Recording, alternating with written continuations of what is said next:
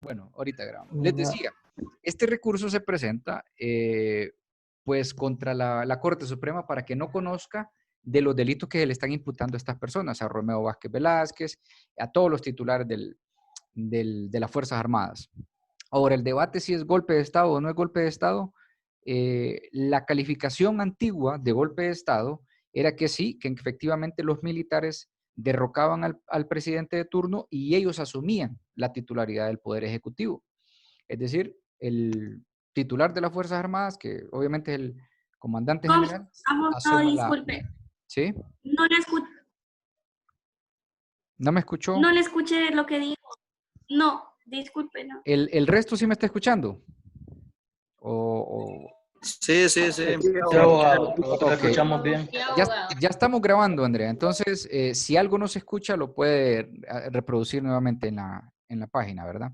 Les decía que golpe antes se conocía, pues eso, de que llegaba el ejército, derrocaba al presidente y se instalaban ellos en el poder. En la administración del pueblo, pues, que es la función principal del poder ejecutivo. No necesariamente había que darle muerte al presidente, porque hubieron golpes de Estado donde no se le daba muerte al presidente, ¿verdad? Para aclarar ese punto que decía Lemí.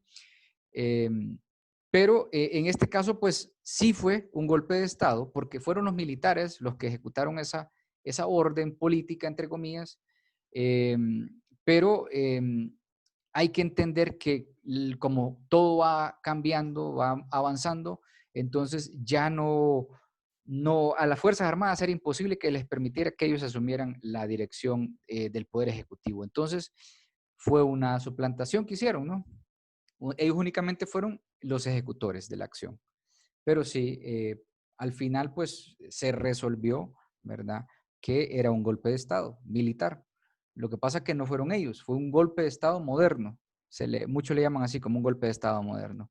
Entonces, hay muchos pues doctores del derecho, incluso a nivel nacional, el doctor Edmundo Orellana Mercado, que yo les recomiendo que lean la obra de él.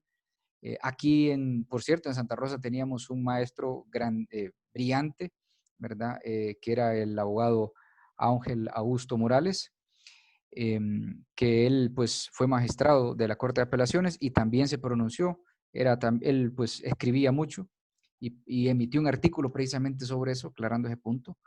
Entonces, podemos estar, al menos como juristas, conscientes de eso, ¿verdad? Lejos de nuestros sentimientos políticos, pero hay que ser objetivos nosotros. Pues bien, siempre me desvío con estos comerciales, ¿verdad? Pero aquí lo esencial es que nosotros veamos la figura de la recusación, ¿verdad? Que se recusaron formalmente a la Corte, al Pleno de la Corte. Entonces, esta situación pues no tuvo frutos, ¿verdad? Aquí hablaban por la falta de imparcialidad, ¿no? Fíjense ustedes, la falta de la imparcialidad de todo el Pleno de la Corte. Esa fue pues el principal alegato, ¿no? Que tenían para presentar esta recusación. Entonces pedían que se excusaran de conocer los delitos que se les acusaban a estos señores, ¿verdad? Y por qué tenían que ir, era una causa que tenía que ponerse directamente ante la Corte Suprema porque se trataba de una situación contra el presidente de la República. Entonces no se trataba de particulares, ¿verdad? Pero pues aplicaba completamente la recusación de alguna manera. Entonces no tuvo frutos porque igual ya sabemos el desenlace de las cosas, ¿verdad? Los señores estos no fueron en ningún punto imputados por los delitos que se les acusan en esta recusación, ¿verdad? Entonces, pero sí, básicamente este es como un escrito, ¿verdad?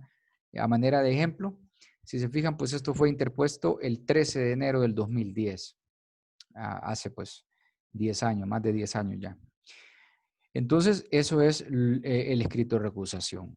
Ya les voy a presentar algunos amparos referentes a la parte de la recusación en materia, en otras materias, ¿no?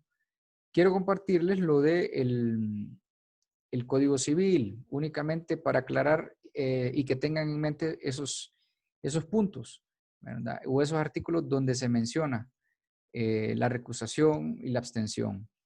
Ayer me quedaba por aquí con la abstención, ¿no? Que estaba del 52 y siguientes. 53 es donde veíamos aquello de los artículos, perdón, de los términos y la recusación, ¿verdad? Entonces, la abstención es cuando el propio juez, recordemos, se abstiene de conocer por causas de recusación, que son las de parentesco, ¿no? O de amistad o de enemistad, en resumen. Y la recusación es cuando la parte interesada lo solicita. Entonces, ambas figuras están plenamente contempladas, ¿no? Y ya los siguientes artículos nos establecen las reglas particulares y el procedimiento, como vemos aquí. Cuando yo les decía de los días, ¿no? También se puede recusar a los fiscales. Si los fiscales, pues, que participan, se van a dar cuenta ustedes que en el proceso civil, actualmente, pues, ya el Ministerio Público tiene una participación, ¿verdad?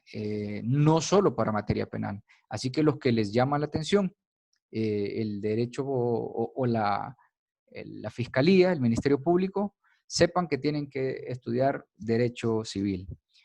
Y además, pues, las otras figuras que ya también se van a incluir, ¿verdad? Y en el 44, retrocediendo, pues, vemos esos problemas de competencia que son resueltos a través de la declinatoria y la inhibitoria, ¿sí? Pues bien, entonces, del 44, Abogado, sí, adelante, Luis. Ujú. referente al artículo 52, Sí, donde dice de la extensión y recusación, ok. en el último renglón dice determinadas en la ley orgánica del Poder Judicial. Sí, Existe sí. esa ley. Es correcto, sí.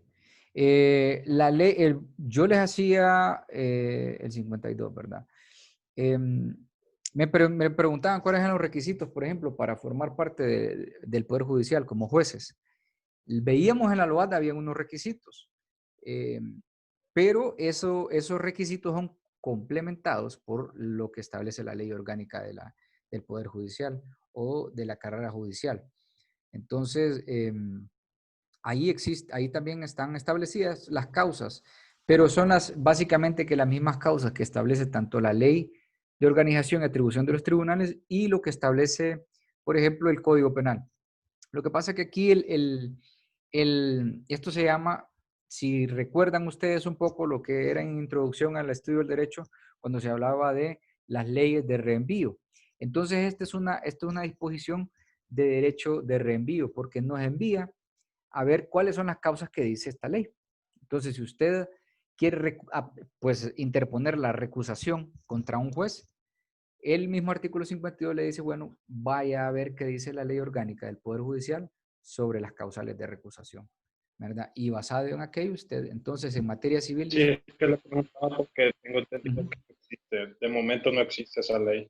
Sí, es que la ley del Poder Judicial orgánica como tal viene a ser la ley de atribución de los tribunales, ley de organización y atribuciones de los tribunales. De hecho, por ejemplo, la de la carrera judicial que le menciono, fue modificada en un tiempo o fue derogada por la ley del Consejo de la Judicatura.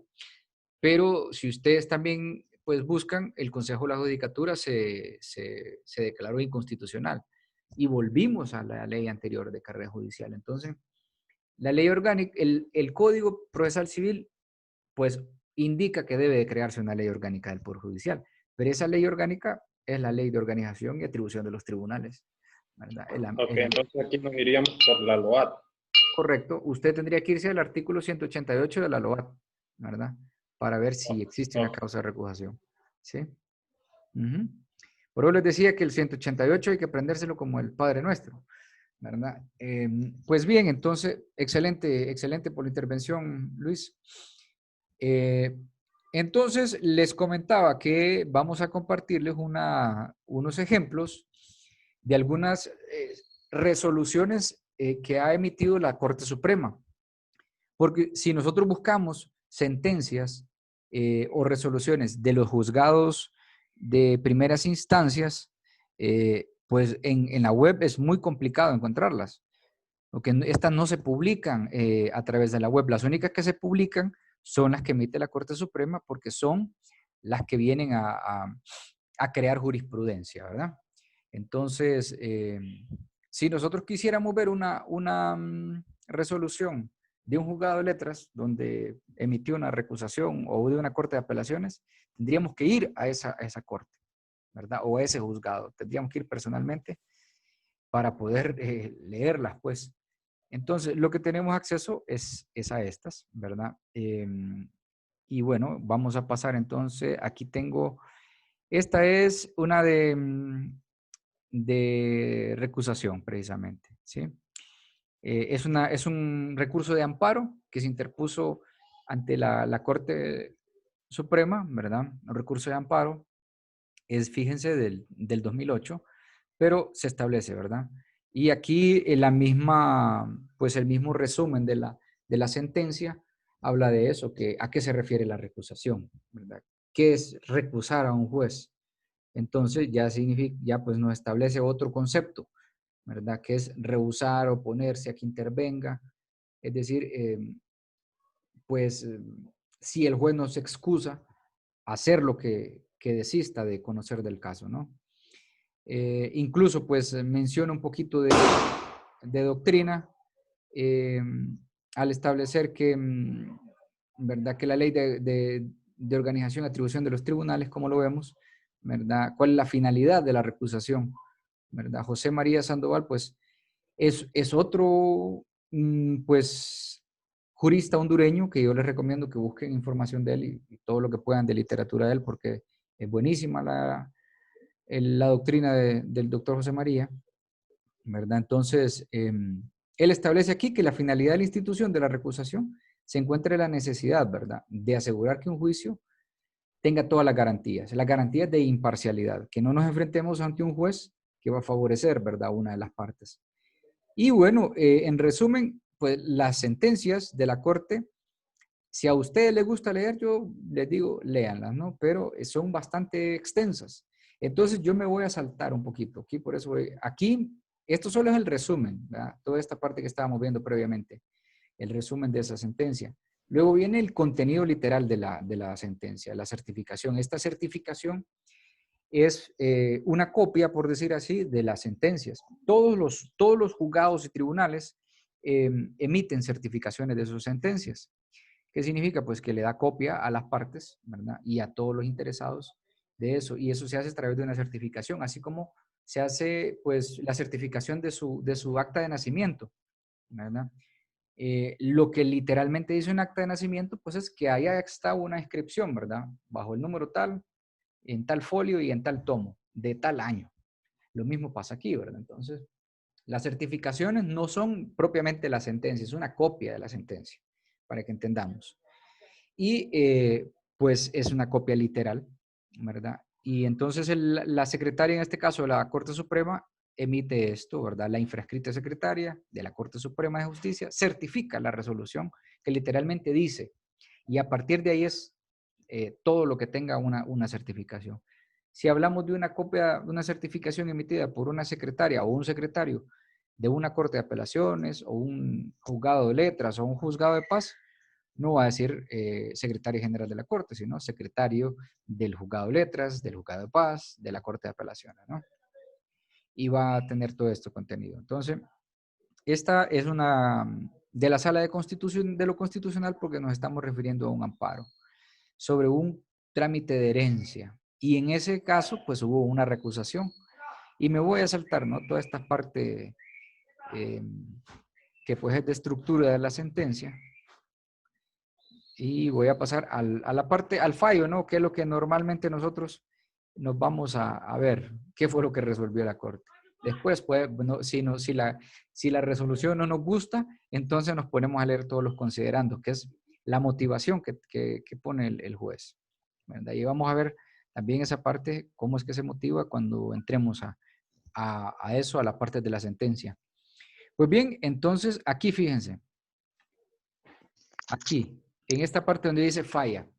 La Corte en este caso, sobre ese caso particular de herederos, falló declarando sin lugar, no haber lugar al incidente de recusación promovido por el abogado. Omiten el nombre ahí, ¿verdad? Solo ponen las siglas por cuestiones de privacidad, ¿verdad? En ninguna de las 4 causales. El abogado estaba alegando 4 causales de recusación. Supongamos que tenía compadrazgo, la luz. Mil disculpas. No, es la internet que está fallando por raticos. Muy bien, entonces voy a continuar. No me preocupe ahora. Sí, igual estamos grabando, ¿verdad? Entonces esto se sube a la web. Les decía, en este caso, pues, el abogado que interpuso el recurso o que quiso recusar al juez había estipulado 4 causales. Y la corte considera, bueno, obviamente el juez le dio sin lugar a su incidente, ¿verdad? Y le dijo, ¿verdad? Que sí era competente, que no tenía ninguna causa de recusación, entonces podía continuarse con el trámite. Y bueno, si usted no está de acuerdo con la resolución del juez, entonces puede apelar, que es la segunda instancia. Y si la Corte de Apelaciones le dice también que coincide con el criterio del juez, entonces interpone casación y es donde vemos este resultado, ¿no? Donde le toca a la Suprema pronunciarse. Abogado, Sí, sí.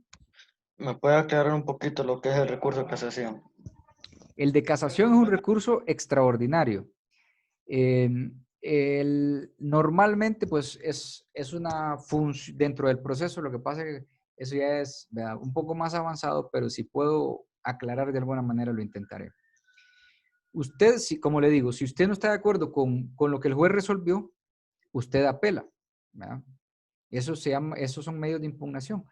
Entonces, es la posibilidad que le da el derecho a las partes de buscar una segunda opinión, como diría, por ejemplo, los médicos, ¿no? Entonces, porque no siempre el juez, aunque aplique la norma, ¿verdad?, puede cometer errores, ¿verdad? No es una máquina procesadora, es un ser humano ante el que se le pone el conocimiento de un caso. Entonces, usted no está de acuerdo con lo que el juez resuelve, interpone la apelación, ¿verdad? ¿Sobre qué va a apelar usted? Pues sobre 2 cosas, básicamente, ¿verdad? Si el juez cometió un error de hecho o un error de derecho. Un error de hecho hubiera sido de que el juez, por ejemplo, no aplicó el debido proceso, ¿verdad? Digamos que usted presentó un recurso de un incidente de recusación y el juez ni siquiera lo tomó en cuenta. Entonces usted apela y al final de la sentencia usted se va a pronunciar sobre eso. El juez no siguió el debido proceso. Por eso la importancia de los principios y tenerlos claros. ¿Verdad? El juez no siguió el debido proceso porque no resolvió sobre este incidente. En la Corte de Apelaciones usted va a interponer recurso y la Corte de Apelaciones es la que va a resolver y va a decir, tiene usted la razón, el juez actuó indebidamente. O le va a decir, no, el juez sí actuó debidamente. Entonces usted todavía tiene esa posibilidad extraordinaria de ir ante la Suprema. La Suprema no va a analizar el desarrollo del proceso. Lo único que va a analizar es la sentencia. Si la sentencia que emitió tanto el juzgado de primera instancia como el de segunda instancia, que es la Corte de Apelaciones, entonces ellos se pronuncian, ¿verdad?, sobre eso y le dicen, ¿tiene usted la razón o no tiene usted la razón? Como en este caso, ¿no?, que declararon, este abogado se fue hasta la instancia extraordinaria. Por eso se llama extraordinaria, porque tenemos el principio de doble instancia, pero existe una posibilidad extra que es acudir ante la Corte Suprema. Únicamente para ver esos puntos. Si en la sentencia se falló en la aplicación o se cometió una infracción de hecho o una infracción de derecho. De derecho, perdón, para aclararles, hubiera sido si el juez apreció mal la norma, o sea, la interpretó mal, que usted estaba pidiendo una cosa y el juez resolvió otra cosa que nada que ver. Entonces, ahí es donde se cumplen esas 2 cosas, ¿verdad? Entonces, no es que vamos a interponer recursos solo porque el juez no me favoreció. Los medios de impugnación no se trata de eso, sino que se trata de corregir errores en el proceso, pero no de usted no va a estar apelando todo lo que el juez le tire en contra, porque a lo mejor el juez sí va a estar, ¿verdad?, en lo correcto. Usted tiene que ser objetivo también, ¿verdad?, al momento de interponer un recurso. Entonces, no sé si aclaré ese punto, Leo. Hola. Sí, Bueno, sí, abogado. sí, Sí, ok. sí, lo comprendí. Perfecto, bueno. Si no, pues seguimos platicando también, que para eso estamos. ¿verdad? Bueno, entonces aquí les he dejado claro, ¿verdad? Que en la práctica podemos encontrar estos recursos o estos incidentes de recusación. Tengo por acá otro que es uno de también una sentencia interlocutoria, aquí como vemos, sobre una, pues, excepción de competencia. Aquí es una inhibitoria que se interpuso ante un juez, ¿verdad? Como vemos, en resumen, lo que dice de esta sentencia, ¿verdad? Fue una Corte de Apelaciones del Trabajo, ¿verdad? Donde se confirma la sentencia interlocutoria pronunciada por el juzgado primero de letras. Entonces, y que en ese sentido, pues era declarando, ¿verdad?, la excepción de incompetencia del tribunal. Entonces, un juzgado que no era competente, entonces tuvo que inhibirse, como vemos aquí, ¿ve? Solo puede promoverse la declinatoria inhibitoria, tal como lo establece el Código del Trabajo en ese caso, ¿no? Y la ley de organización, miren, 184, 185, sobre aquellos conflictos de competencia, que ya los habíamos visto, ¿verdad? De la ley de organización de tribunales. Entonces, este es el resumen. Y luego vemos ya la certificación, ¿no? Todo el contenido. Entonces nos vamos a ir a la parte final, al fallo, solo para apreciar esa parte, ¿verdad? Por tanto, la Corte Suprema, en nombre del Estado de Honduras, por unanimidad de votos, todos estuvieron de acuerdo, ¿verdad? Oído el parecer del señor F, vemos que se omiten siempre los nombres, ¿verdad? Falla otorgando a A de que se hace mérito, ¿verdad? O sea, devuelve los antecedentes al tribunal de su procedencia. Entonces hubo una declaratoria de incompetencia y se confirmó, hubo una inhibitoria, ¿verdad? Ese fue otro recurso de amparo, porque seguramente no se quiso apreciar en el momento, entonces se llegó a la instancia de la Corte Suprema. Otro caso, aquí tenemos otro caso de inhibitoria también, otra inhibitoria, ¿verdad? Que es similar, ¿verdad? Donde se declara, en este caso, pues se declaró sin lugar la cuestión de competencia.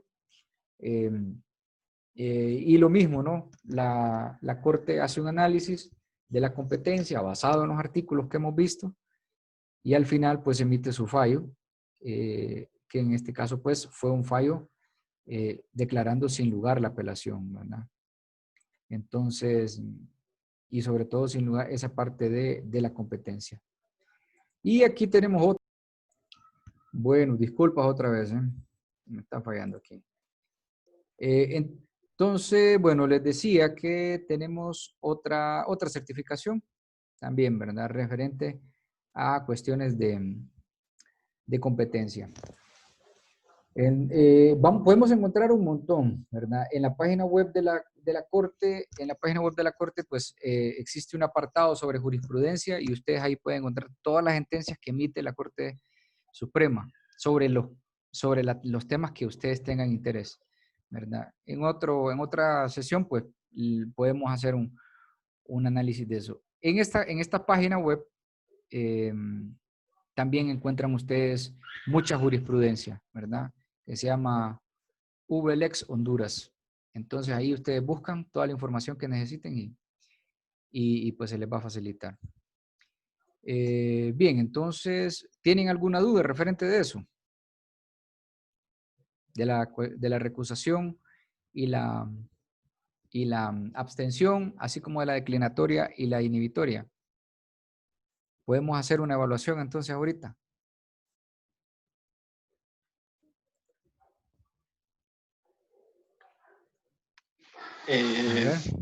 Mejor no.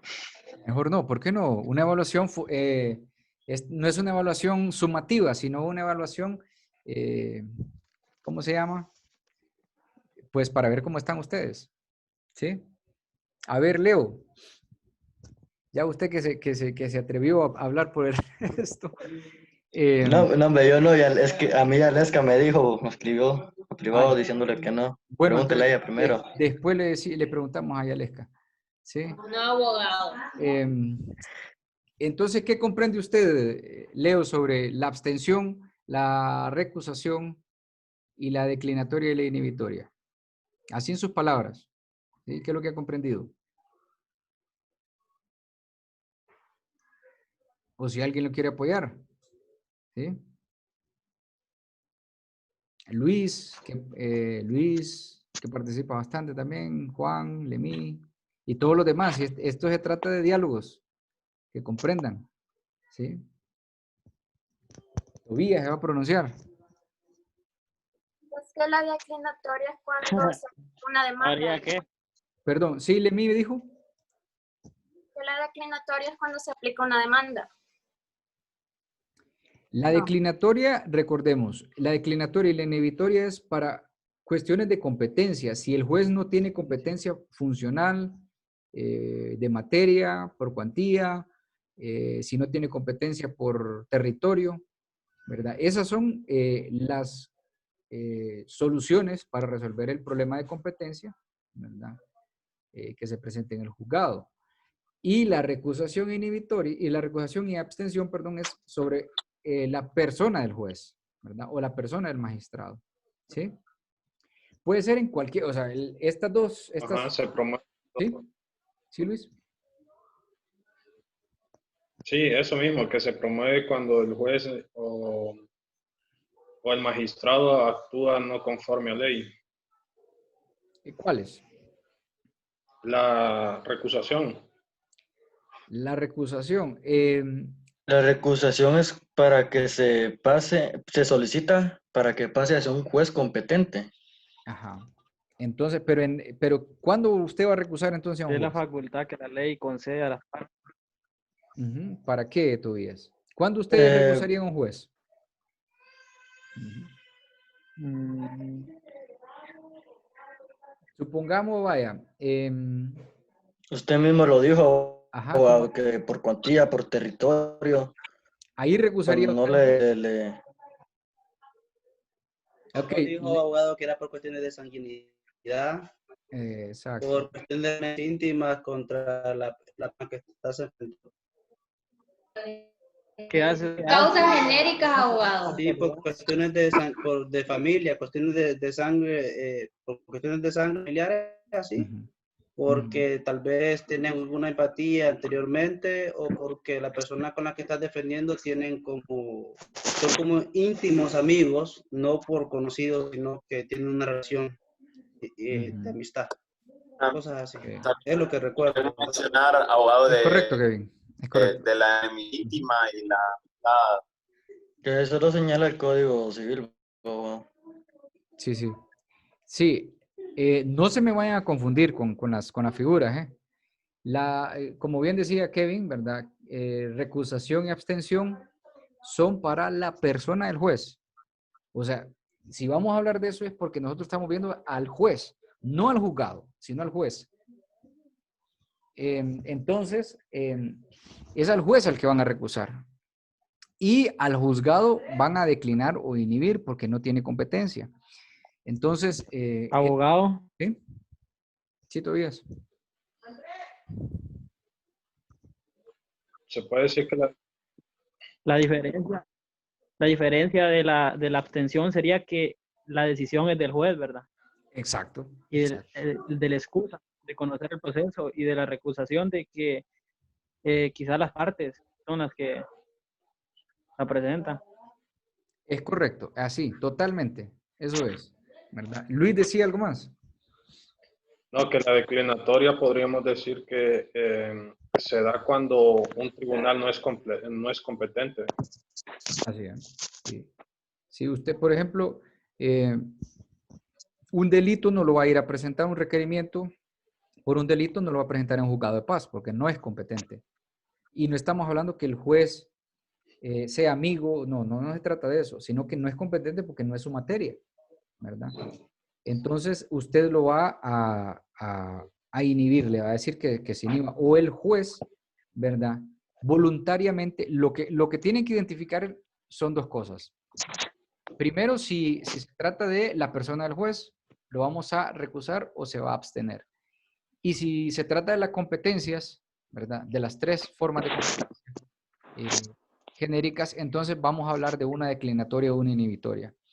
Eso en primer término. Y lo otro que debemos identificar es si es que lo hace el juez o si lo hacen las partes. Si hablamos de la recusación o la abstención, entonces el juez se abstiene. En ese sentido, la abstención es de oficio.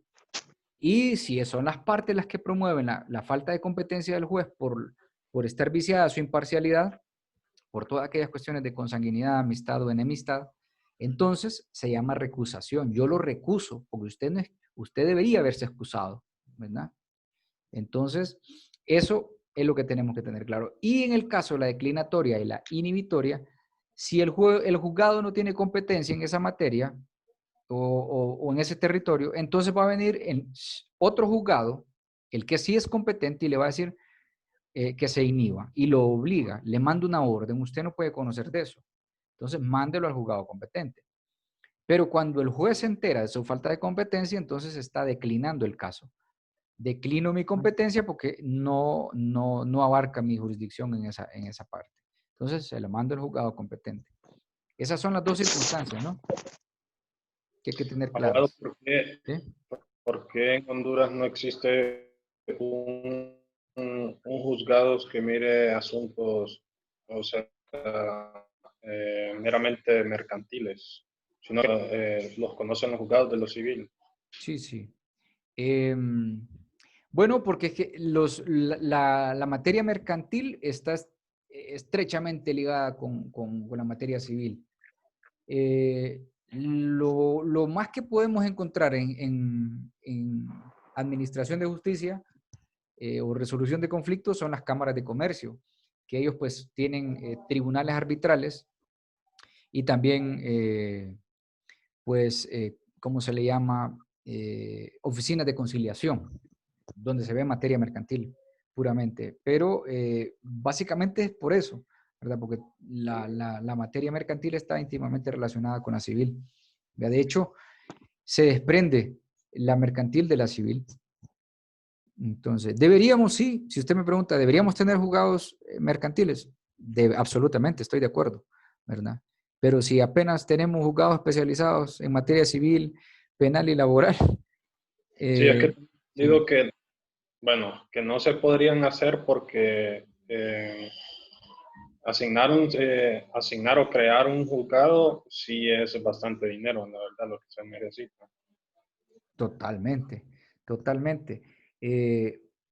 Vaya, si les menciono un poquito, yo que he estado en dos juzgados, uno de paz y uno de letras, especializado. En un juzgado de paz, el presupuesto anual es casi de 1 millón de lempiras, en un juzgado de paz. ¿Cuántos juzgados de paz hay en el país? Pues en los 298 municipios del país. Y obviamente hay que ver de dónde es cada juzgado de paz. Yo estaba en un municipio pequeño, ¿verdad? De cuando mucho 4,000 habitantes, pero un juzgado de paz de una ciudad no tiene el presupuesto de un juzgado de paz de un municipio, es diferente. Entonces, representa un enorme costo, ¿verdad? No digamos juzgado de letras, una corte. Entonces, eso es lo que sucede, ¿no? Que hay muy poco. El Poder Judicial solo tiene el 3% del presupuesto anual de la República. De ahí el resto, pues, imagínense, un poder del Estado solo tiene el 3%. Entonces, de ahí, pues, todas esas limitantes. Entonces, Abogado, ¿sí? Sí, Alexis. entonces, podemos decir entonces que la abstención garantiza imparcialidad a un proceso judicial. Absoluta. Eso es, usted lo ha dicho claramente. Ese es el objetivo, ¿verdad? Garantizar la imparcialidad, tanto la abstención como la recusación. ¿Por qué? Porque usted está viendo que el juez, el que está adelante, sea imparcial, ¿no? Entonces, sí, eso es lo que hace. Muy bien. Y Y abogado, Ajá, sí, sí. y prácticamente también la imparcialidad representa como digamos una balanza, ¿me Así es. entiende? Es, Como igualdad. es inherente, ¿verdad? El juez tiene que ser independiente, imparcial. Probo les decía, ¿verdad? Es un elemento esencial, ¿verdad? Por eso nuestro lema, pues, o logo, ¿verdad? Es una balanza que tiene que estar en equilibrio, que los pesos no se van para un lado, sino que, o se va a ir para un lado, pero para el lado de que tenga la razón, Nada más. ¿Verdad? Ujú, así es. Muy bien, chicos. Entonces, si ha quedado claro, no hay dudas, pues entonces nos vamos a quedar hasta acá y vamos a continuar el día de mañana.